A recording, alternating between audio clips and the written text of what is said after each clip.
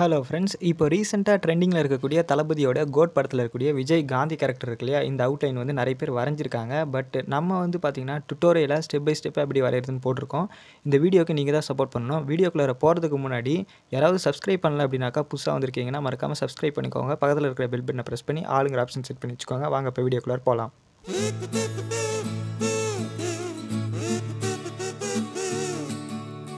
Friends, நம்ம போடுற இந்த அவுட்லைன் ரொம்பவே பர்ஃபெக்டாக இருக்கும். ஃபஸ்ட்டு ஸ்டெப்பில் நம்ம வந்து பார்க்க போகிறது பொசிஷன். இப்போ நம்ம எடுத்துருக்கக்கூடிய டிராயிங் வந்து ஸ்கொயர் டைப்பில் இருக்குது. நான் எடுத்துருக்கக்கூடிய பேப்பர் வந்து பார்த்திங்கன்னா ரெக்டாங்கிளில் இருக்குது. அதனால் நம்ம ஸ்கொயராக மாற்றிக்கலான்னு சொல்லிட்டு மேலே ஒரு லைனும் கீழே ஒரு லைனும் வந்து போடுறேன். ஸ்கொயர் டைப்பில் இருக்கிற மாதிரி. இது ஒரு ரஃப்பான லைன் தான், நல்லா ஞாபகம் வச்சுக்கோங்க. ஃப்யூச்சரில் மாறலாம். நெக்ஸ்ட்டு நம்ம பண்ண வேண்டிய விஷயம் என்னென்னாக்கா, இந்த மாதிரி ஒரு வளையல் ஒன்று எடுத்துக்கலாம்.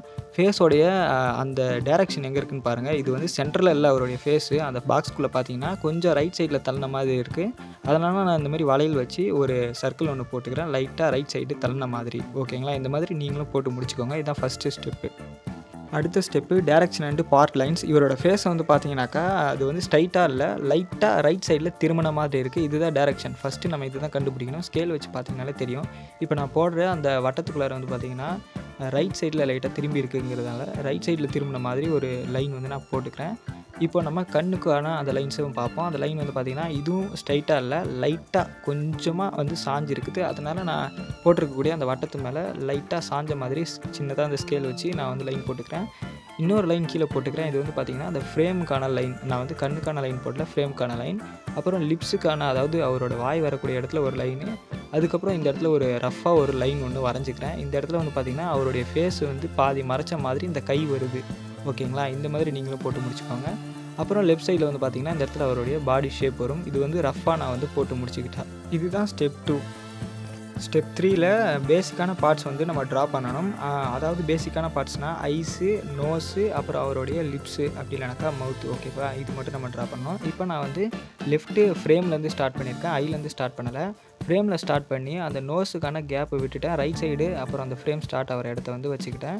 இந்த மாதிரி நீங்கள் இந்த கண்ணுக்கு வெளியில் இருக்கக்கூடிய ஃப்ரேம்லாம் வரைகிறீங்கன்னா அதோட சைஸ் வந்து ரொம்பவே இம்பார்ட்டண்ட்டு. நீங்கள் இதுக்கு வந்து கொஞ்சம் இம்பார்ட்டன்ஸ் கொடுத்து நீங்கள் வரைஞ்சே ஆகணும். பார்த்தீங்கன்னா என்னோடய ஃப்ரேமோட சைஸ் வந்து பார்த்திங்கன்னா எந்த அளவுக்கு நான் கரெக்டாக மேட்ச் பண்ணியிருக்கேன்னு பாருங்கள்.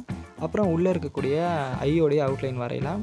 அந்த ஷேடிங்க்கான லைன் இருக்கு இல்லையா, அதை வந்து நீங்கள் கவனமாக பாருங்கள். அந்த லைன்ஸை விட்டுட்டு உள்ளே இருக்கக்கூடிய ஐயோடைய அந்த அவுட்லைன் வரைங்க. அப்புறமா இந்த ஃப்ரேமோடைய அந்த புடி இருக்கு இல்லையா, கண்ணாடி நம்ம பிடிப்போம் இல்லையா, அது வந்து நம்ம வரையணும். அதுக்கு வந்து அதுக்கு முன்னாடி வந்து நம்ம வந்து ஐப்ரோ வரைய வேண்டியதாக இருக்கும். அது வரைஞ்சதுக்கப்புறம் அதிலேருந்து தான் நம்ம வந்து மெஷர்மெண்ட் பண்ண வேண்டியதாக இருக்கும். மெஷர்மெண்ட்னால் ரொம்ப துல்லியமாலாம் கிடையாது, சும்மா நம்ம காமனாக வச்சு பார்க்குறது தான். இப்போ உள்ளே இருக்கக்கூடிய ஐபால் வரைகிறோம். இப்போது இந்த 2 ஐயுமே வந்து பார்த்திங்கன்னா ஈக்குவலாக இருக்கும். இப்போ நான் சொன்ன மாதிரியே ஐப்ரோ வரைஞ்சி முடிச்சதுக்கப்புறம் ஐப்ரோலேருந்து அந்த ஃப்ரேமோடைய எண்டு எங்கே முடியுது அப்படின்னு சொல்லிட்டு ஒரு சின்ன மார்க் வச்சுக்கிட்டேன். அதுக்கப்புறமா நம்ம வரைஞ்சி முடிச்சாச்சு. இப்போ நான் லெஃப்ட்டு ஃப்ரேம் ஐ முடிச்சதுக்கப்புறமா ரைட் சைட் போயிருக்கேன். புரியுதுங்களா? அந்த மாதிரி தான் நம்ம வந்து லெஃப்ட்டு முடிச்சதுக்கப்புறம் டோட்டலாக அதுக்கப்புறமா ரைட்டுக்கு போனோம். இப்போ ரைட்டு ஃப்ரேம் பாருங்களேன். இந்த ஃபேஸு ஓரளவுக்கு வந்து பார்த்திங்கன்னா எல்லாமே ஈக்குவலாக தான் இருக்குது ஐ பொறுத்த வரைக்கும். ஒரு சில ஐ அப்புறம் ஒரு சில ஃபேஸோடைய டேரெக்ஷன் பொறுத்து ஒரு சில ஐலாம் வந்து சின்னதாக இருக்கும், பெருசாக இருக்கும். அந்த மாதிரி இல்லாமல் இந்த பிக்சரில் ஓரளவுக்கு ஈக்குவலாக இருக்குது அப்படிங்கிறதுனால நான் வந்து ஈக்குவலாகவே வரைஞ்சிக்கிறேன். ரைட் சைடில் இருக்கக்கூடிய அந்த ஐ வந்து பார்த்திங்கன்னா உங்களுக்கு நல்லா தெரியும். லெஃப்ட் சைடில் இருக்கக்கூடிய ஐக்கு ஈக்குவலாக இருக்கும், ஐ பால் கூட ஈக்குவலாக இருக்கும். இந்த மாதிரி ஈக்குவலாக இருந்துச்சுன்னா நீங்கள் கரெக்டாக ஈக்குவலாக வரைஞ்சால் தான் கரெக்டாக பர்ஃபெக்டான அவுட்லைன் வந்து உங்களுக்கு கிடைக்கும். இப்போ ஐப்ரோ வந்து நான் மேலே அந்த கண்ணுக்கு மேலே கொஞ்சம் தள்ளி இருக்கிறதால வரைஞ்சிக்கிட்டேன். இப்போ நோஸோடைய அந்த ஸ்டார்டிங் பாயிண்ட் லெஃப்ட் சைட்லேருந்து ஸ்டார்ட் பண்ணியிருக்கேன். அது அந்த கண்ணாடிக்குள்ளார ஒரு சின்னதாக ஒரு குண்டு மாதிரி ஒன்று இருந்துச்சு இல்லையா, அதுக்கு பக்கத்தில் இருந்துச்சு, அங்கே ஸ்டார்ட் பண்ணிக்கிட்டேன்.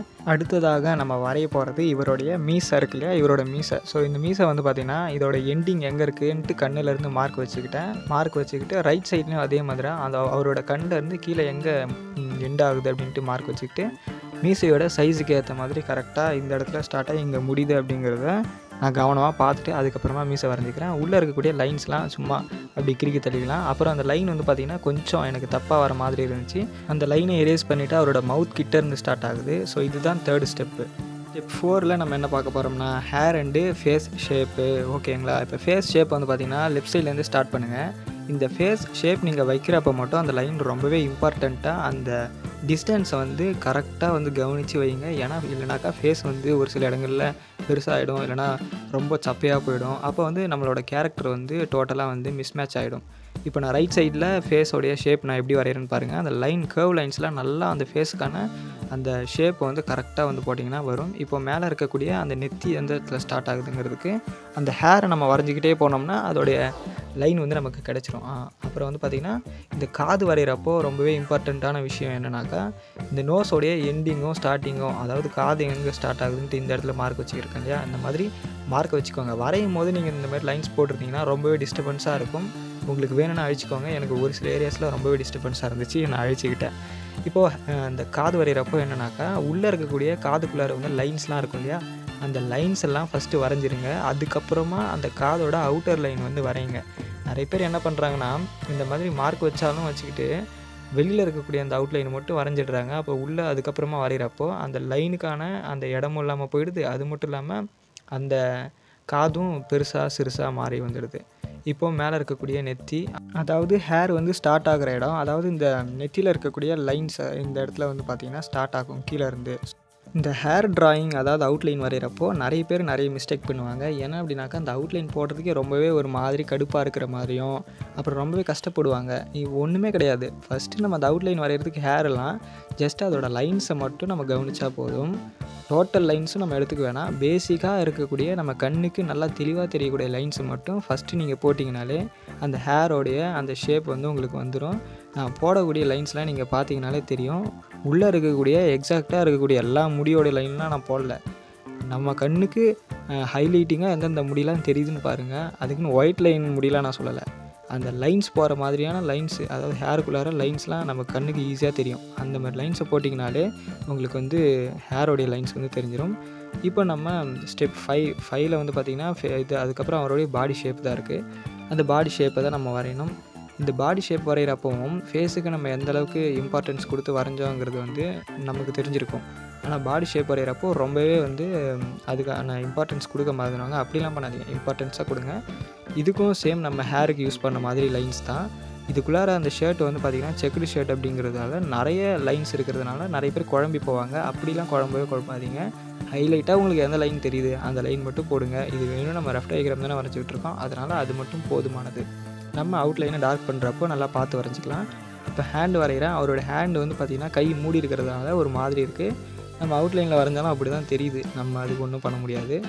ஃபைனலாக நம்ம ரஃப் டயக்ராம் வரைஞ்சி முடிச்சதுக்கப்புறம் ஏதாவது மிஸ்டேக் இருக்கா இல்லையான்னு பார்த்துட்டு நம்ம போட்டிருக்கக்கூடிய தேவையில்லாத லைன்ஸ்லாம் அழிச்சிடுங்க. நான் வரைஞ்சதுக்கப்புறம் ஃபைனலாக அந்த அவுட்லைனை டார்க் பண்ணிவிட்டேன் 2B பென்சில் யூஸ் பண்ணி. அதுக்கப்புறம் நமக்கு கிடைச்ச ரிசல்ட் அப்படிங்கிறது வந்து எந்த அளவுக்கு இருக்குன்ட்டு நீங்கள் பாருங்கள். இந்த அவுட்லைன் வந்து பர்ஃபெக்டாக இருக்கா இல்லையாங்கிறது நீங்கள் கமெண்ட் செக்ஷனில் சொல்லுங்கள்.